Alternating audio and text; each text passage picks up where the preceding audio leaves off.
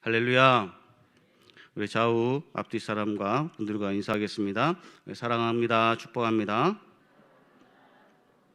네, 사랑합니다. 축복합니다. 네, 오늘 말씀은 예수님의 비유 시리즈 17번째 시간으로 주인을 기다리는 종의 비유라는 제목을 가지고 함께 말씀을 나누도록 하겠습니다. 지난번 비유 설교는 어리석은 부자의 비유였습니다. 이 비유는 내세를 준비하지 않고 현세의 생애의 삶만 그는 준비하였고, 자기의 재산의 부와 명예와 권력을 쌓기 위해 오로지 그것만 쫓는 삶을 살다가 갑자기 인생을 마감하게 되었습니다.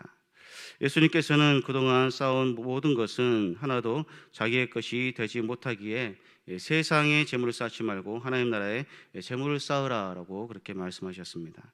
그런데 이 어리석은 부자는 현세의 삶이 전부인 줄 알고 내세를 준비하지 못하므로 하나님 나라에 들어가지 못하고 영원한 불못에 그는 떨어지고 말았습니다. 예수님의 설교 말씀 비유 내용의 핵심 키워드는 내세, 곧 천국에 대한 것입니다. 그리고 그 천국을 이 세상의 삶을 살 때 반드시 준비해야 한다는 것을 핵심 메시지로 예수님께서 모든 비유의 핵심 메시지의 핵심 키워드가 바로 그것입니다.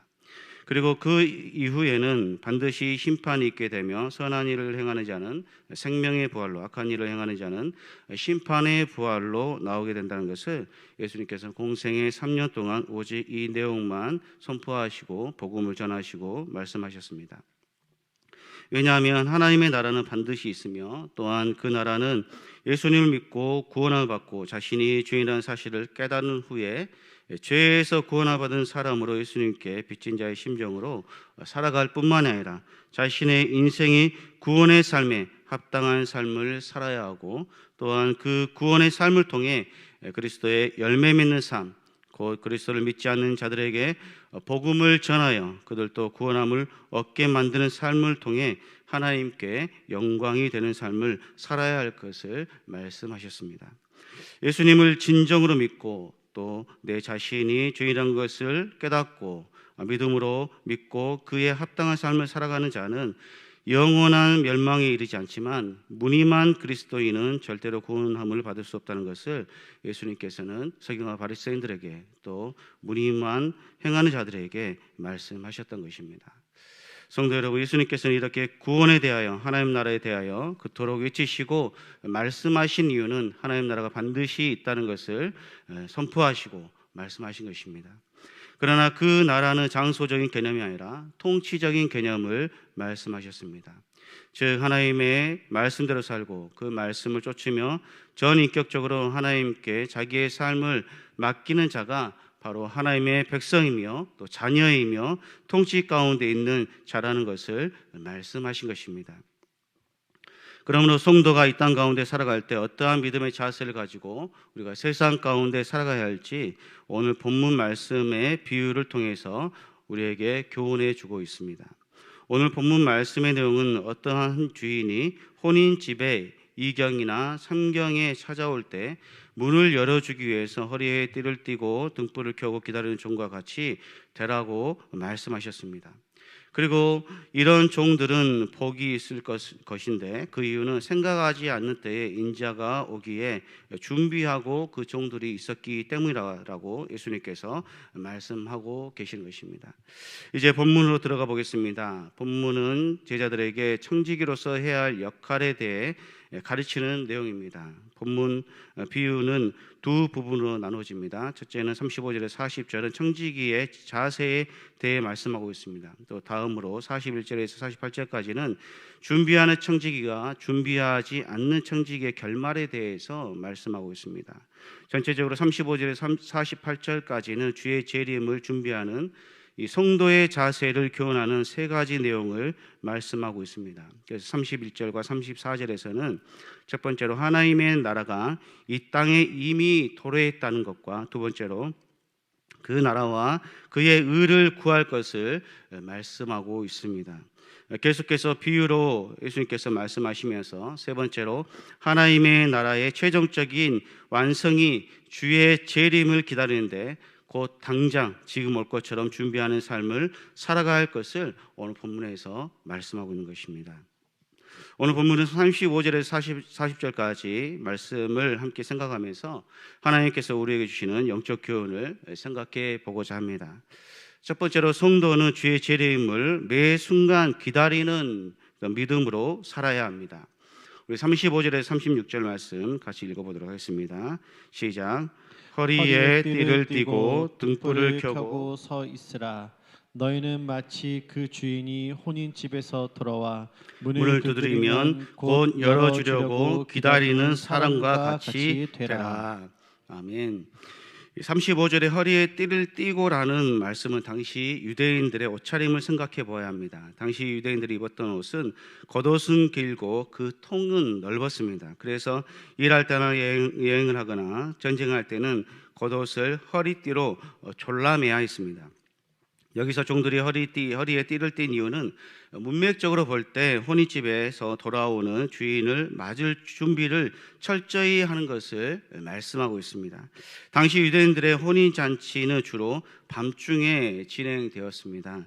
주인이 혼인잔치로부터 돌아온다는 것을 비유한 이유는 혼인잔치가 밤중에 진행되었기 때문에 주인이 돌아올 때 모든 사람이 잠든 시간이 되어 그 종들은 잠들지 말고 깨어 있어야 했기 때문에 이 제자들이 쉽게 이해할 수 있는 그런 말씀의 내용이었습니다. 즉 예수님께서 다시 이 땅에 재림하실 때 하나님 나라를 보고 믿음의 선한 싸움을 싸우며 또 매일같이 영적 전쟁에서 지지 말고 하나님 나라를 맞이할 준비를 하며 깨어있는 자가 되도록 항상 준비해야 할 것을 예수님께서 우리에게 말씀하시는 것입니다. 등불을 켜고 서 있으라는 말씀도 같은 맥락의 의미로 볼 수 있습니다. 등불을 켜는 목적은 어두워진 이후에도 계속 일을 하며 주인을 종들이 기다리기 위함입니다.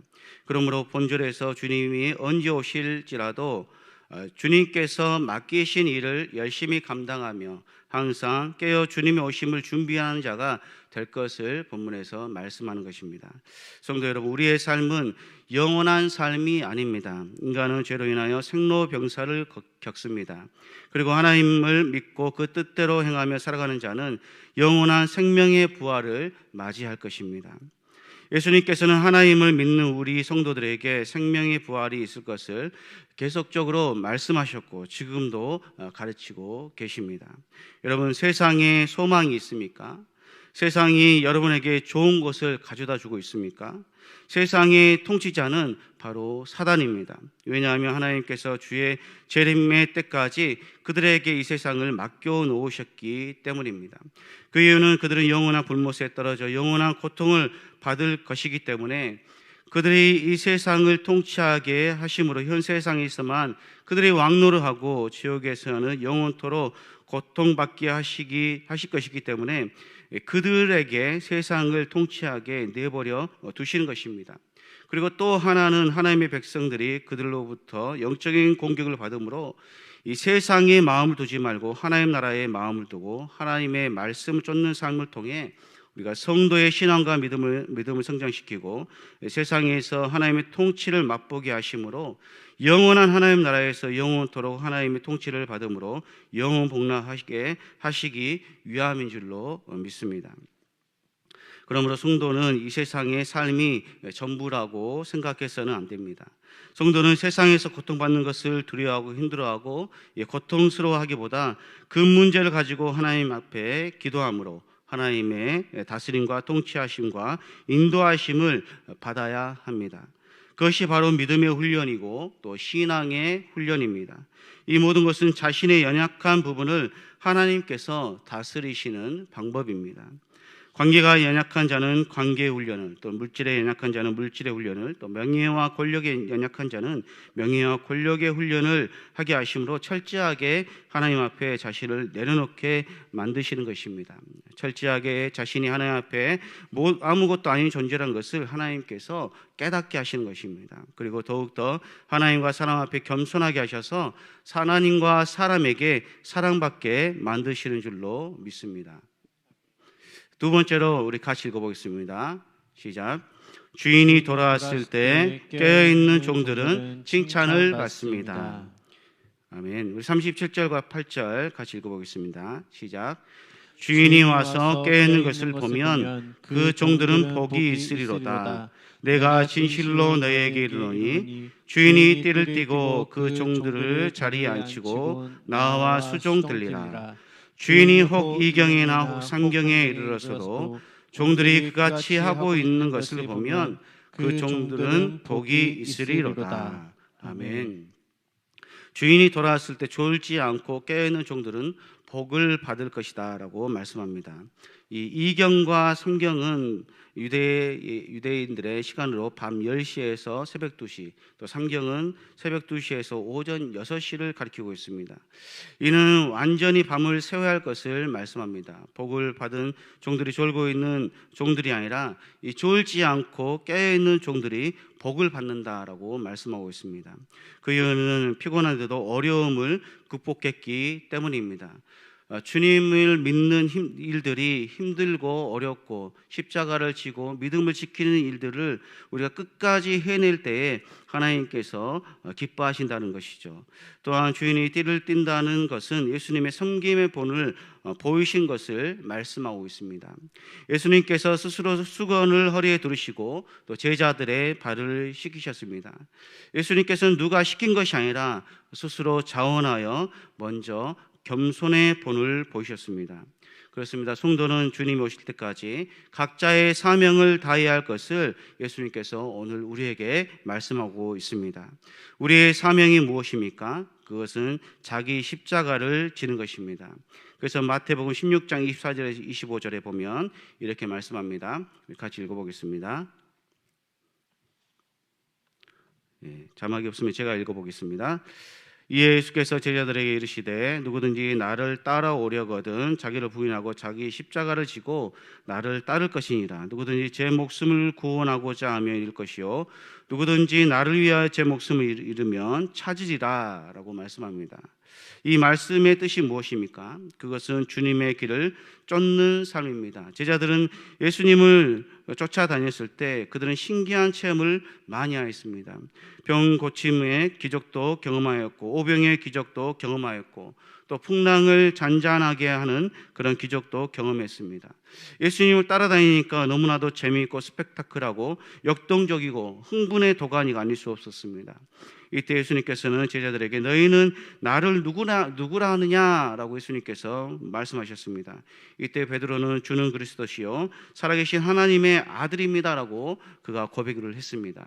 예수님께서는 베드로를 칭찬하시고 후에 자신이 십자가에 달려 죽을 것을 예언하셨습니다. 이때 베드로가 주님께 이 일이 절대로 주님께 일어나지 않을 것이라고 말하자 예수님께서 베드로에게 사탄아라고 크게 야단치시면서 내 뒤로 물러나라 라고 하시면서 너는 나를 넘어지게 하는 자다라고 말씀하셨습니다. 그리고 하나님의 일을 생각하지 않고 도리어 너는 사람의 일을 생각하였다라고 예수님께서 그를 꾸중하셨습니다.